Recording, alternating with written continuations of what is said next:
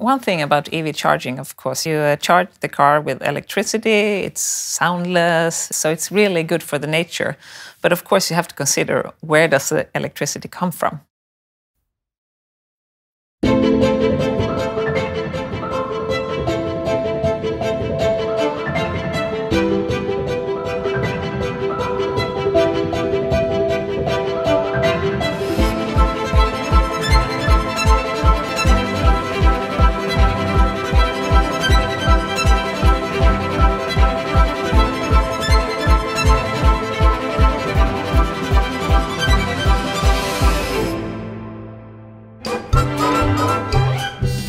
The flying car makes its first test.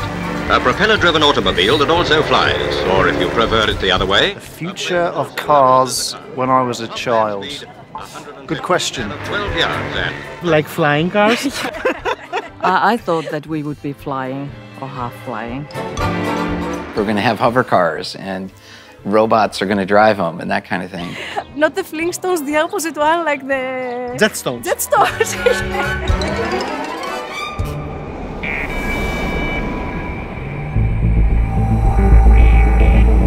Von der Herstellung bist du ja heute kannst ja alles machen.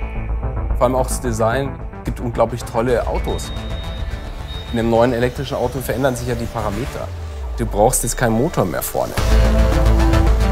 Für Designer ist diese Zeit jetzt eine der spannendsten, weil wir mitten in einer Transformation sind. Da war der ID.3 dabei, die Neuerfindung des Golfs. Da war der ID.4 dabei, unser ID.Buzz, eine der Ikonen der Marke.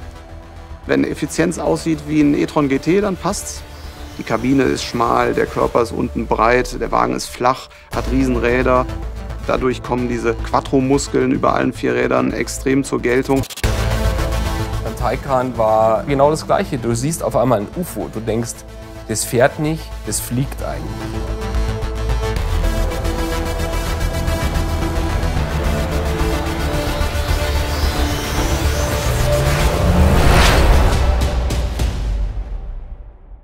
There's definitely some concerns about owning an electric car. I'm thinking about it seriously, but I haven't made up my mind yet because as a person I'm also very stressful and I know that charging will stress me a lot. One big one, the range.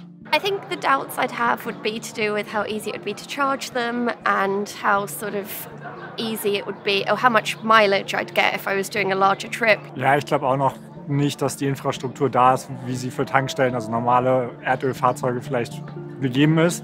Yeah, exactly. I mean, I've no idea what the infrastructure is like in the Baltic states, in Lithuania and Estonia. So if I get stranded in Vilnius, then what do? How do I get my car home? One of the biggest problems people have with electrical cars is the range. If I want to travel, where can I charge? It's a relevant question. My name is Kajsa Sognefur. I'm a project manager at E.ON as an engineer, and I work in the field of e-mobility. I really enjoy the nature and spending time there. Both me and my husband, we are leaders in an outdoors association. So we bring kids and we give them an adventure. But we also teach them the fundamentals. Don't disturb, don't destroy. We invest in infrastructure projects. So it's a widespread and built-out system. Most of the charging will be done at home. We would install that for you. But we also have the public chargers, the offices, along the highways. You will find like thousands of chargers.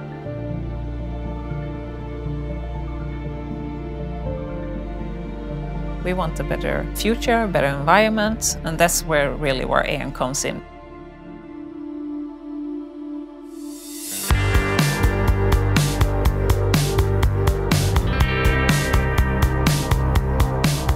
When I'm driving along the sea and I can hear the birds and I can hear the waves crashing, it is mind-bending because I feel like I'm part of that beautiful place. What we do is transform and upcycle existing classic vehicles into timeless electrics.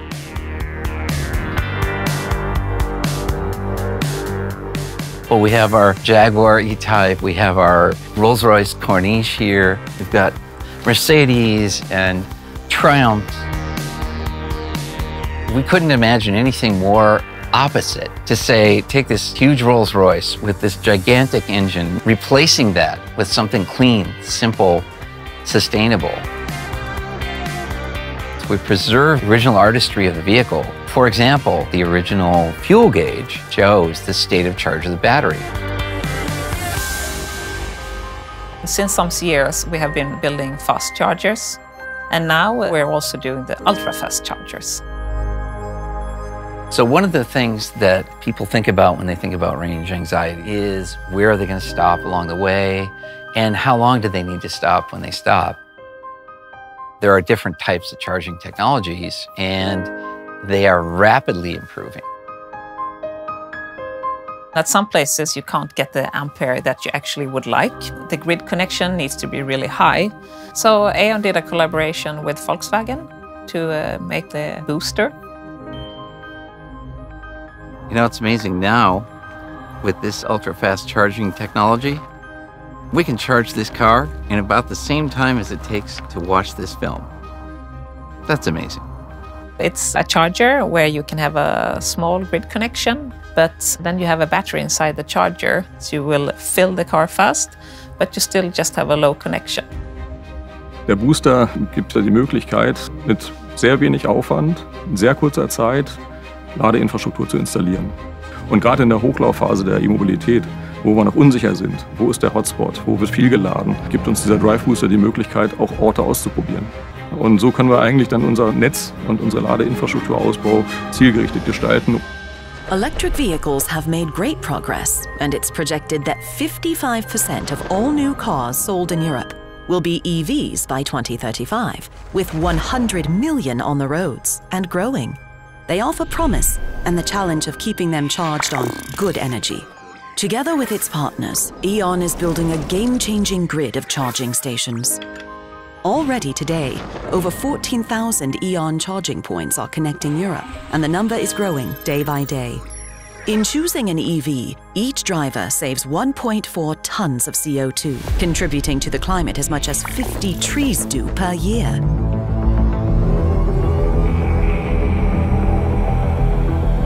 What we will be looking at in the future is that EV driving is going to change the notion of individual mobility fundamentally.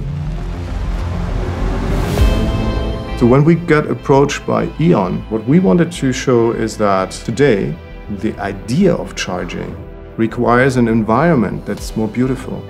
The honeycomb shapes reflects principles in nature. It looks more as if it's a piece of a garden. A charging facility would express what E.ON is really doing. They provide clean energy for a completely new way of individual mobility.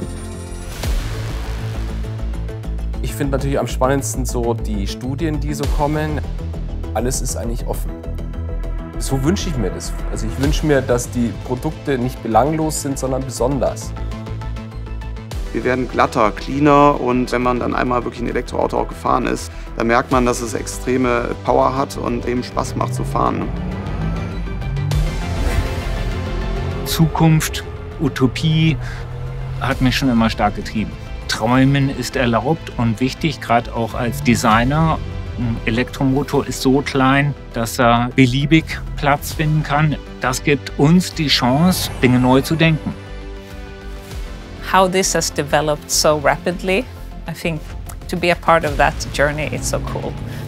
Dass man sagt, boah, das ist ja geil, das ist ja toll, das ist ja faszinierend, aber CO2-frei.